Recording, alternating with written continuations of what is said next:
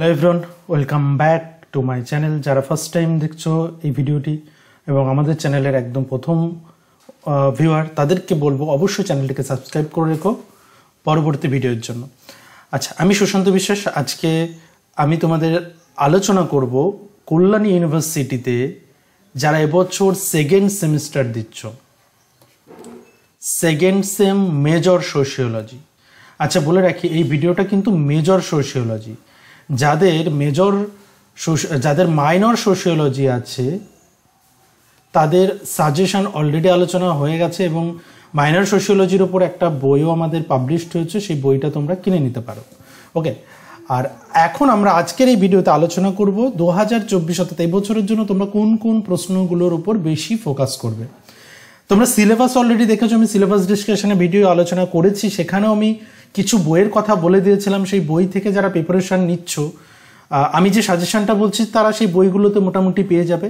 এছাড়াও যারা বই কেনোনি তারা যদি এই সাজেশন ওয়াইজ স্টাডি ম্যাট নিতে চাও, এটার আমাদের কোনো এই সাজেশন ওয়াইজ বা কোশ্চেন অ্যান্সারের কোনো বই আমাদের পাবলিশড হয়নি এখনও, পরে হতে পারে, কারণ এটা যেহেতু মেজর আমরা সেক্ষেত্রে এই বিষয়ে ভাবনা চিন্তা চলছে, পরবর্তীতে পাবলিশ হতে পারে। কিন্তু যারা এই মুহূর্তে স্টাডি ম্যাট নিতে চাও তাদেরকে বলবো তোমরা পিডিএফ স্টাডি ম্যাট কিন্তু এবছরে দেওয়া হচ্ছে না, একদম প্রিন্টেড স্টাডি ম্যাট পেয়ে যাবে। তোমাদের কোনো প্রিন্টিংয়ের ঝামেলা থাকবে না, প্রিন্টিং বাইন্ডিং করে তোমার অ্যাড্রেসে পৌঁছে যাবে কুরিয়ারের মাধ্যমে। তো তোমরা যদি বুক করতে চাও, পরীক্ষার খুব বেশি দিন দেরি নেই, কারণ পরীক্ষার 4 থেকে 5 দিন আগে কেউ যদি সোশিওলজির নোট চাও তাহলে সেটা দেওয়া সম্ভব হয়ে ওঠে না, হ্যাঁ, কারণ সময় লাগে বাই পোস্টে বা কুরিয়ারে যেতে। চলো শুরু করছি প্রথমে 10 মার্ক দিয়ে। 10 মার্কের কোশ্চেনে কি দেখবে তোমরা, দেখো সমাজতাত্ত্বিক তত্ত্ব কি বৈশিষ্ট্য, গুরুত্বপূর্ণ, হেভি দুর্দান্ত একটা প্রশ্ন। এটা খুব গুরুত্বপূর্ণ। এই প্রশ্নটি তোমরা 2 নম্বরের জন্যও মনে রাখতে পারো। মানে এটা 2 মার্কে সমাজতাত্ত্বিক তত্ত্ব কি বা 2টি বৈশিষ্ট্য লেখো যদি আসে তাহলে সেটা 2 নম্বরে আসবে। নাম্বার 2, ব্যাখ্যামূলক সমাজতত্ত্ব। ব্যাখ্যামূলক সমাজতত্ত্ব কি? এখানে ম্যাক্স ওয়েবার ইন্টারপ্রিটেটিভ সোশিওলজির মূল বক্তব্য, এবং এখানে ম্যাক্স ওয়েবারকে কিন্তু একটু বেশি গুরুত্ব দিয়ে আমরা দেখব। সমাজতাত্ত্বিক দৃষ্টিভঙ্গির বহুরূপতা, একদম তোমাদের সাজেশনের একদম প্রথম চ্যাপ্টার যদি আমরা বলি, হ্যাঁ, একদম প্রথম চ্যাপ্টার। র্যাডক্লিফ ব্রাউনের কার্যবাদ। দেখো এখানে র্যাডক্লিফ ব্রাউন কার্যবাদী তত্ত্বিক হিসেবে দুজন আছে, ইমাল ডুরখাইম, র্যাডক্লিফ ব্রাউন। আমি র্যাডক্লিফ ব্রাউনকে বেশি গুরুত্ব দিচ্ছি, আর ইমাল ডুরখাইমের কয়েকটা তত্ত্বের কথা আমি বলবো। তার মধ্যে প্রথম যে তত্ত্বটা হচ্ছে শ্রম বিভাজন, ডিভিশন অফ লেবার। এটি খুব ভালো করে দেখতে হবে, ডিভিশন অফ লেবার, এখান থেকে কিন্তু প্রশ্ন আসবে। আর ম্যাক্স ওয়েবারের সামাজিক ক্রিয়া শ্রেণী বিভাগ, এই সামাজিক ক্রিয়া শ্রেণী বিভাগ থেকে 2 মার্কের কোশ্চেন আসতে পারে। ওভারঅল সামাজিক ক্রিয়া শ্রেণী বিভাগ যদি আসে ওভারঅল, তাহলে সেটা 10 বা 5-এও দিতে পারে। ওকে, 5 মার্কেও কিন্তু দিতে পারে। তাহলে বোঝা গেল ভীষণ গুরুত্বপূর্ণ প্রশ্ন। 2 মার্ক, 5 মার্ক, 10 মার্ক তিনটের ক্ষেত্রে আসার সম্ভাবনা আছে। নেক্সট যেটা দ্বন্দ্ব তত্ত্ব। আচ্ছা, ইমাল ডুরখাইম পেলাম, ম্যাক্স ওয়েবার পেলাম, র্যাডক্লিফ ব্রাউন পেলাম। দ্বন্দ্ব তাত্ত্বিক হিসেবে আমরা 2জন তাত্ত্বিককে তোমাদের সিলেবাসে দেখেছি, তার মধ্যে আমি 10 নম্বরের জন্য বেশি গুরুত্ব দিতে বলবো ড্যারেনডর্ফকে। দ্বন্দ্বতত্ত্বে ড্যারেনডর্ফের অবদান আমি ডবল স্টার দিয়ে রাখলাম।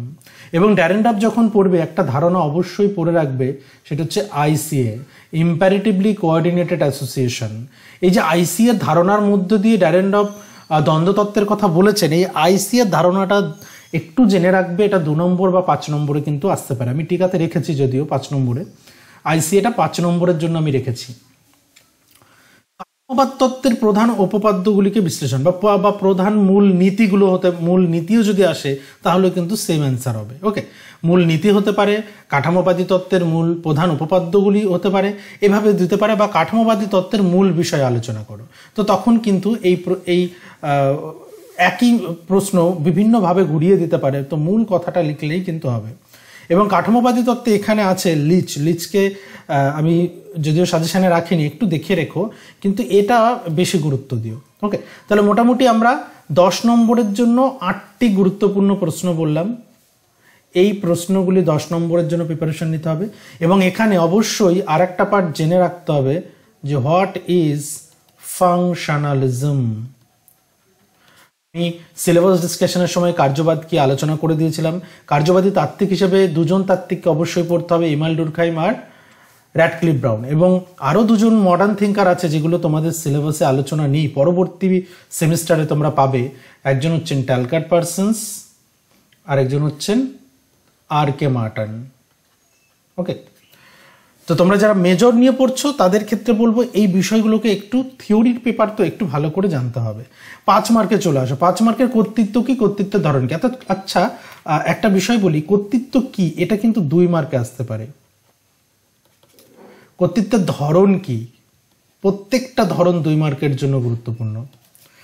আচ্ছা, কর্তৃত্বের ধারণা কে প্রদান করেছেন? Max weber. আচ্ছা, আরেকটা পার্ট বলে রাখি আমি, যদিও লাস্টে শর্ট কোশ্চেনের পার্টটা বলে দেবো, সেখানে আলোচনা আছে যে Max Weber, Emmanuel Durkheim, Karl Marx এনাদের প্রত্যেকের ফেমাস যে বই, সেই বইগুলো কিন্তু জেনে রাখতে হবে। হ্যাঁ, বই শর্ট কোশ্চেন কিন্তু এখান থেকে দিতে পারে। দ্বিতীয় যে পার্টটা, এটা অবশ্যই জানতে হবে দ্বন্দ্ববাদ আর ক্রিয়াবাদের মধ্যে পার্থক্য। দ্বন্দ্ববাদ কিভাবে সমাজের বিষয়গুলোকে আলোচনা করে বা সমাজ ব্যবস্থাকে কিভাবে দেখে, আর ক্রিয়াবাদ আমাদের সমাজ ব্যবস্থাকে কিভাবে দেখে। অর্থাৎ এই দুটি দৃষ্টিভঙ্গির আমাদের সমাজকে দেখার দৃষ্টিকোণ সম্পূর্ণরূপে আলাদা, তাই না?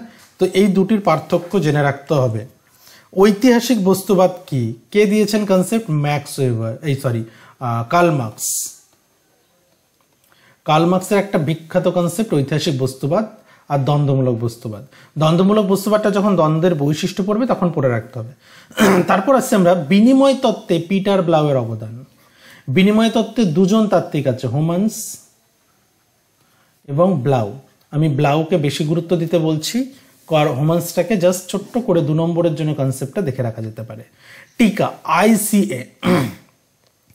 আইসিএ যেটা বললাম যে আইসিএর ধারণা 2 নম্বরের জন্য তৈরি রাখতে হবে, এবং ড্যারেনড্রফ যে আইসিএর মধ্য দিয়ে কিভাবে দ্বন্দ্ব তত্ত্বকে উপস্থাপন করেছেন সেটা দেখে রাখা প্রয়োজন। আইসিএ কিন্তু আসতে পারে। প্রতীকী মিথস্ক্রিয়াবাদ, সিম্বলিক ইন্টারাকশনিজম। সিম্বলিক ইন্টারাকশনিজম। ওকে, এই সিম্বলিক ইন্টারাকশনিজমে জিএইচ মিডকে পড়তে হবে। তো প্রতীকী মিথস্ক্রিয়াবাদী তত্ত্বের মূলনীতি কি আর জিএইচ মিডের অবদান। আর জিএইচ মিডের অবদান যখনই আমরা পড়বো, একটা তত্ত্ব আমাদের তো পড়তেই হবে, সেলফের তত্ত্ব। এবং সেলফ মাইন্ড এবং সোসাইটি নামক একটা গ্রন্থ তিনি বলেছেন, গ্রন্থের কথা, সেই গ্রন্থটা সম্পর্কে একটু দেখে রাখবে। আর সেলফ, মাইন্ড, সোসাইটি 3টে পার্টি কিন্তু তত্ত্বের মধ্যে থাকবে। ওকে, তো আলাদাভাবে সেলফ আসতে পারে, বা এখানে আই এবং মি, আই অ্যান্ড মি, এই ধারণা টিকা আসতে পারে 5 নম্বরের। আমি যদিও রাখিনি, তো এই আই এবং মি এই ধারণাটি কিন্তু আসতে পারে, এবং এটা 2 নম্বরের জন্য কিন্তু গুরুত্বপূর্ণ, এবং কনসেপ্টটা খুবই গুরুত্বপূর্ণ, দেখে রাখবে। 2 বা 5-এ কিন্তু একটা আসার সম্ভাবনা থাকবেই। আরেকটি পার্ট যেটা তোমাদের একদম আমাদের সিলেবাসের শেষে আলোচনা আছে, লিবারাল ফেমিনিজম। লিবারাল ফেমিনিজমটাকে বেশি গুরুত্ব দেবে বছরের জন্য, লিবারাল ফেমিনিজমটাকে বেশি গুরুত্ব দেবে। এরপর আছে ইকোফেমিনিজম। ইকোফেমিনিজমের বেসিকটা দেখে রাখা প্রয়োজন, এবং মার্ক্সীয় দ্বন্দ্ববাদের বৈশিষ্ট্য। তো এখানে দ্বন্দ্বমূলক বস্তুবাদও কিন্তু আসতে পারে। দ্বন্দ্বমূলক বস্তুবাদ কি? ওকে, ম্যাক্স ওয়েবারের আদর্শরূপ। আদর্শরূপ কি? আইডিয়াল টাইপ, যেটাকে আমরা বলছি ইংলিশে আইডিয়াল টাইপ। ম্যাক্স ওয়েবারের আইডিয়াল টাইপটা দেখে রাখতে হবে। আইডিয়াল টাইপ বলতে কি বুঝিয়েছেন, এবং আইডিয়াল টাইপের এক্সাম্পল, যেটা তোমরা অথরিটি এবং আমলাতন্ত্র পড়লেই সেখানে পড়া হয়ে যাবে।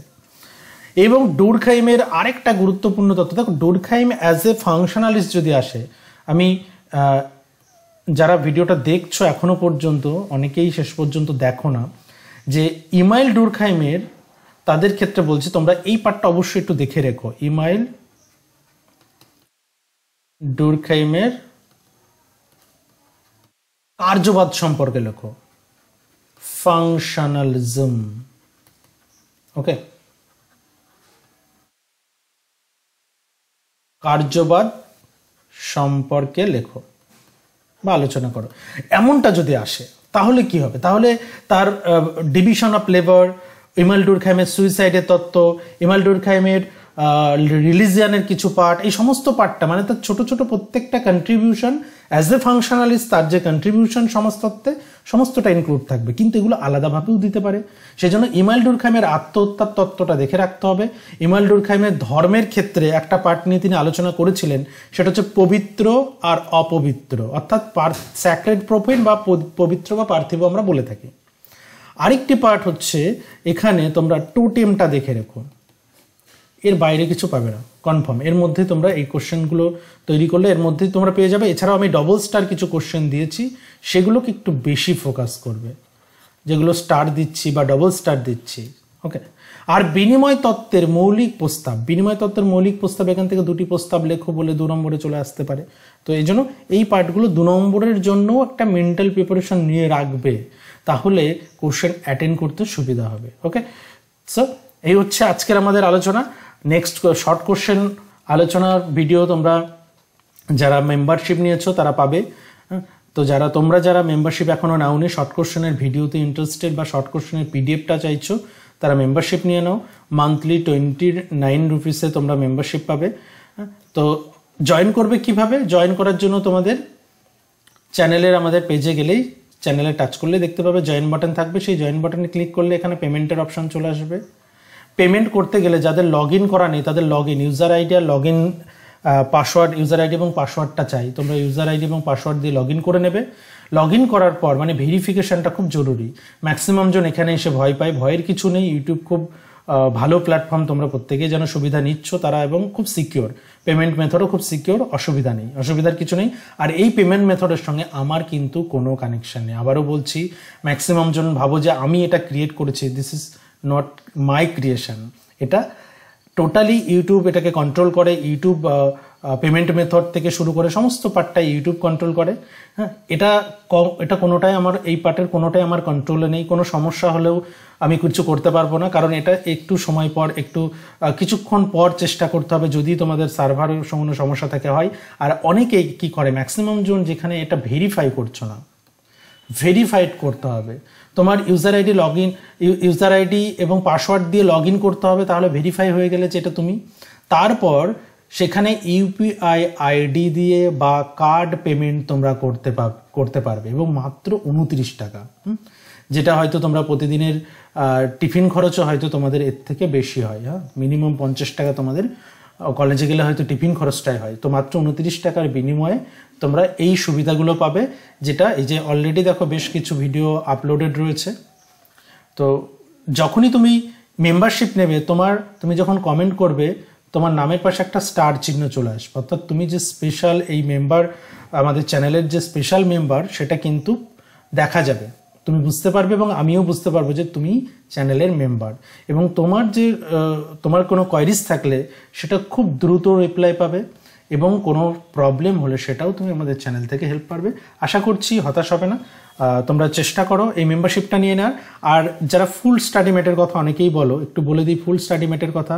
আমি প্রথমেও বলেছি, আবারও বলে দিচ্ছি, যে পিডিএফ দেওয়া হয় না, টোটাল প্রিন্টেড স্টাডি ম্যাট পেয়ে যাবে তোমার নিজের অ্যাড্রেসে। প্রিন্টেড স্টাডি ম্যাট পেয়ে যাবে। স্যাম্পল কপি দেখতে চাইলে তোমরা হোয়াটসঅ্যাপ করো এই নম্বরে, আমি স্যাম্পল কপি বলে দেবো এবং বাকি প্রসেস বলে দেবো। ওকে, আজকে শেষ করছি এখানে, দেখা হচ্ছে পরে ভিডিওতে।